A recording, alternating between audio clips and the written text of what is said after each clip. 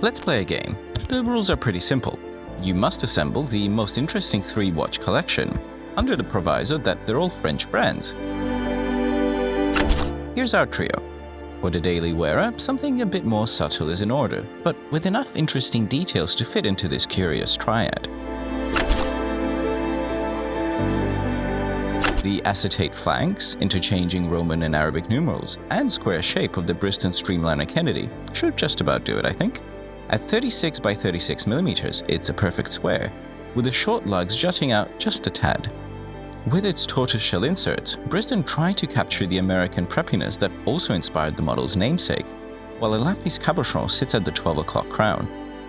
It kind of reminds me of American woody wagons from the 70s, but in a much more sophisticated French style. Maybe think of a Citroën DS with a sleek wooden strake down its side. A dial that combines 2 types of numerals in different sizes and opposing orientations sounds difficult to pull off, but I think Briston just about does it. The Arabics have a stencil typeface, while larger Romans are used for the cardinal points, all surrounding a pattern center. Looking at the square dial with a polished and brushed surround, I'm sure I'm not the only one getting Cartier Santos vibes, but the lack of bezel screws gives the Streamliner a bit more subtlety. A caseback view shows another angle of the case construction and also reveals how Briston was able to get the Streamliner Kennedy to just 10 mm in height. Miyota's 9039 has become the go-to for microbrands, and rightfully so. It's the best spec third-party movement available from Japan, rivaling the Swiss stuff on spec and comfortably beating them on price. On the Streamliner, there is some striping on the automatic bridge, though the variant we got doesn't have the brand's coat of arms as suggested by the press release. In any case, this is a movement I'd be more than happy to find behind a closed caseback, especially as it could help the watch be more affordable and even thinner. On the days that you want something a bit more eye-catching, how about the Herbelin Heritage Chronograph? Its proportions and integrated strap play into its luxurious tendencies, as does the PVD rose gold coating. Even though the case and integrated style may not suggest it, much of its inspiration comes from sailing to pay tribute to the original Newport from 1988. The most overt nod to that is the helm-engraved crown, but the overall case shape with those narrow lugs kind of reminds me of a helm, especially with the crown and pushes jutting out the way they do. At 42 mm in diameter and 14 mm thick, it won't be as friendly to smaller wrists as the other 2 watches we're looking at, but thanks to the lug design, I envision it handling its dimensions quite well. Looking closer at the dial, we have a classic bicompax layout, playing off a black and gold contrast that works well. I like how chunky the subdial hands are. It's not something we see too often, helping with chronograph legibility. I do wish Herbelin shrunk their branding a tad though. The screw-on caseback is curiously not PVD coated, revealing the steel material of the case beneath, and also showing off the automatic Sellita SW510. It's the logical choice for an entry-level Swiss mechanical chrono, especially in its newer variants that carry a 62-hour power reserve. Now, every collection needs a watch that brings that X factor, and the Beaubleu Seconde Française is ideal for that.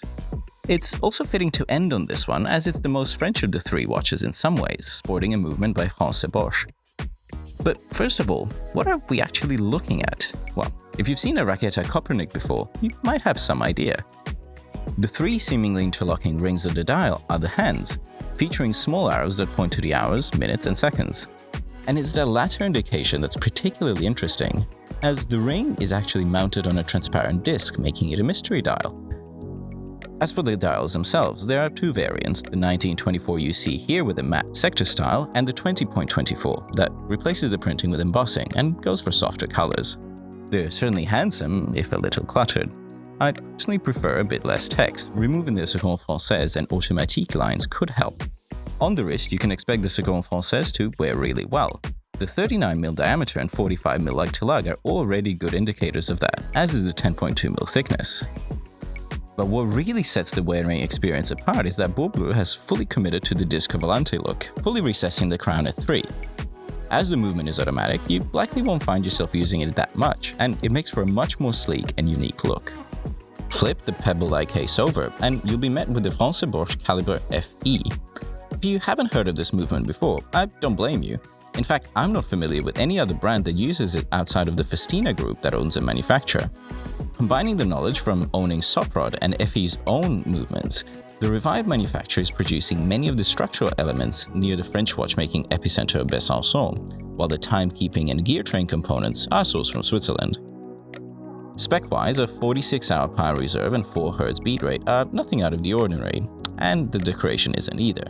That said, the novelty of the design and movement origins, as well as the wearing experience, are more than enough to make this a compelling addition to any collection. These 3 watches couldn't be more different.